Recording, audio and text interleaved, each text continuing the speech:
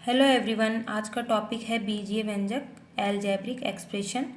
बीजीय व्यंजकों को समझने से पहले हम चर और अचर के बारे में समझेंगे। तो सबसे पहले जानेंगे चर क्या होता है। चर को इंग्लिश में वेरिएबल बोलते हैं। अंग्रेजी वर्णमाला के अक्षर अर्थात स्मॉल लेटर्स में ए से लेकर जो जेड तक होते हैं ये सभी चर कहलाते हैं। चरों का मान निश्चित नहीं होता है। जैसे यहाँ पर चर ए है, ए के स्थान पर कोई भी संख्या हो सकती है। अचर, इसको इंग्लिश में कांस्टेंट कहते हैं। सभी वास्तविक संख्याएं अचर कहलाती हैं। अचरों का मान निश्चित होता है। यहाँ वास्तविक संख्याओं का अर्थ है संख्या परिमेय भी हो सकती है और अपरिमेय भी हो सकती है। बीजीय व्यंजक चर, अचर और गणितीय संक्रियाओं से मिलकर बनते हैं। गणितीय संक्रियाएं चार होती हैं, प्लस, माइनस, मल्टीप्लिकेशन और डिवीजन। ये चारों संक्रियाएं चर और अचर के साथ मिलकर बीजीय व्यंजकों का निर्माण करती है। यहाँ पर बीजीय व्यंजकों के कुछ उदाहरण दिए गए हैं, जैसे 5√x - 3 - 12/7, 9x + 4y। ये सभी बीजीय व्यंजकों के उदाहरण हैं। बीजीय व्यंजकों में चर की घात पूर्ण संख्या भी हो सकती है और अपूर्ण संख्या भी। पूर्ण संख्या का अर्थ है 0, 1, 2, 3, 4 इस तरह से होनी चाहिए, और अपूर्ण संख्या का अर्थ है वे संख्याएं जो पूर्ण संख्या ना हो, अर्थात वे संख्याएं ऋणात्मक भी हो सकती हैं, परिमेय भी हो सकती हैं या अपरिमेय भी हो सकती हैं।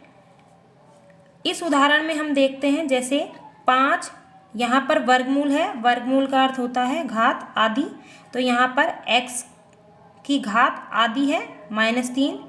यहाँ पर चर x की घात 1/2 है, अर्थात ये परिमेय संख्या है, पूर्ण नहीं है। तो ये एक बीजीय व्यंजक कहलाएगा। इस उदाहरण में देखते हैं, जैसे -12/7। यहाँ पर चर है ही नहीं, अर्थात चर की घात 0 है, जो कि एक पूर्ण संख्या है। तो ये भी एक बीजीय व्यंजक कहलाएगा। इस उदाहरण में देखते हैं, जैसे x + 1/x। तो यहाँ पर x की घात 1 है और यहाँ पर x को बटे के ऊपर लेके जाएंगे तो घात ऋणात्मक हो जाएगी। तो यहाँ पर x की घात -1 होगी। तो ये भी एक बीजीय व्यंजक है। बीजीय व्यंजकों में समान पद और असमान पद ज्ञात करना सीखेंगे।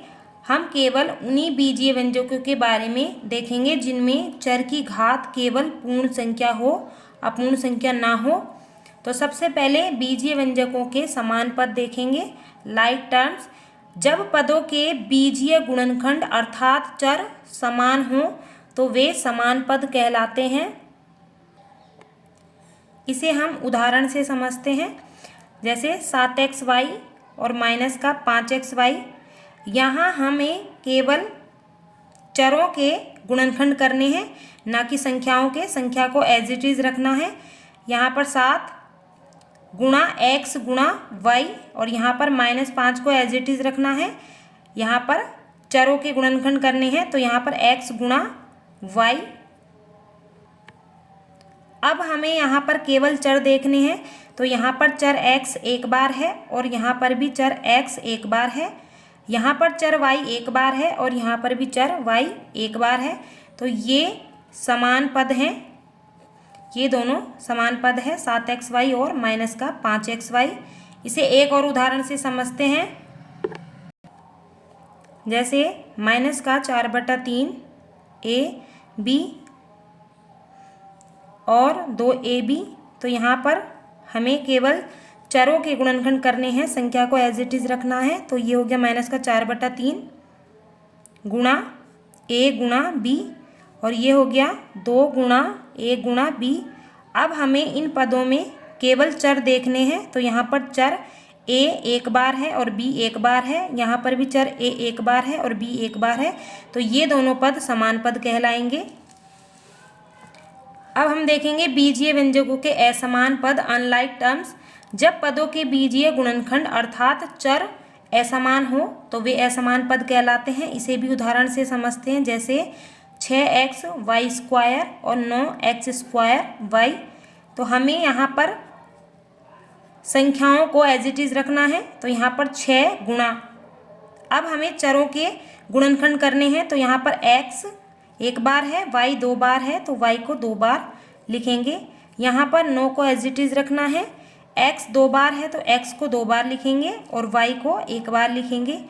अब हमें केवल चर देखने हैं। यहाँ पर चर x 1 बार है, लेकिन यहाँ पर चर x 2 बार है, यहाँ पर चर y 2 बार है और यहाँ पर चर y 1 बार है। यानी यहाँ पर जो चर हैं वो असमान है, इसलिए ये दोनों पद असमान पद कहलाएंगे। इसे एक और उदाहरण से समझते हैं। जैसे माइनस का 20 है और 17y है। यहाँ पर कोई चर नहीं है, हमें संख्याओं के गुणनखंड नहीं करने हैं, तो यहाँ पर -20 एज इट इज़ रहेगा। इस पद में 17 को एज इट इज़ रखना है और y 1 बार है। यहाँ पर चर है ही नहीं, लेकिन यहाँ पर चर y 1 बार है।